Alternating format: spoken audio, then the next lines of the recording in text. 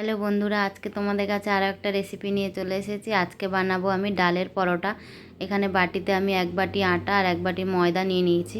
আর এখানে কি কি দেব মশলা তার জন্য দেখাচ্ছি। একটা পেঁয়াজ কেটে নিয়েছি, লঙ্কা কুচি, ধনে পাতা আর ভাজা মশলা, আর বাড়িতে বানানো ডাল। যেই ডাল হয়তো তোমরা বানাও বাড়িতে, বেশি হয়ে গেলে ফেলে দাও, সেই ডালটা না ফেলে এইরকম পরোটাটা বানিয়ে নিতে পারো।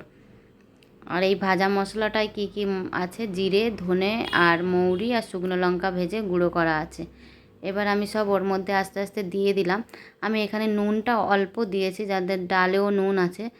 এবার আমি আস্তে আস্তে এটাকে ময়দাটাকে মাখিয়ে নেব। অল্প অল্প ডালটা দিয়েই মাখাবো, যদি পাতলা হয়ে যায় তার জন্যই অল্প অল্প দিয়ে মাখাচ্ছি। দেখো একটা মাখিয়ে বোল তৈরি করে নেবে।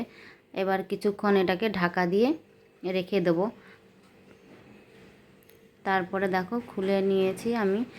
10-15 মিনিট মতন ঢাকা দেওয়া ছিল, তারপরে আমি এটাকে খুলে আবার একটু মেখে নিলাম।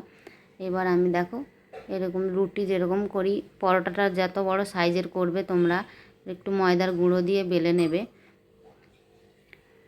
আমি এইভাবেই বানাচ্ছি দেখো। আর এই রেসিপিটা যদি ভালো লেগে থাকে আমাকে লাইক, কমেন্ট, শেয়ার করে দিও। আর আমার চ্যানেলটিকে সাবস্ক্রাইব করে আমার পাশে থেকো। এবার আমি একটা লোহার তাওয়া বসিয়ে দিয়েছি গ্যাসের মধ্যে। আর এবার রুটিটা বেলা হয়ে গেছে, আমি দিয়ে দিলাম।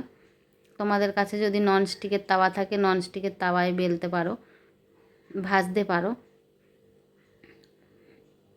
আমার এক পাশ হয়ে গেছে, আমি আর এক পাশ উল্টে দিলাম। আর এখানে আমি এবার সাদা তেল দিয়ে ভাজছি।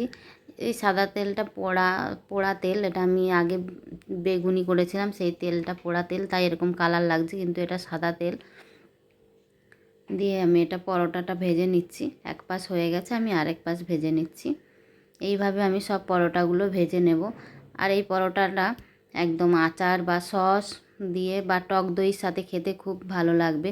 তোমরা সকালের টিফিনেও বানাতে পারো, এটা রাত্রের খাবারেও খেতে পারো। এইভাবে আমি দেখো সব বানিয়ে নিয়েছি পরোটাগুলো। দেখা হচ্ছে পরের ভিডিওতে।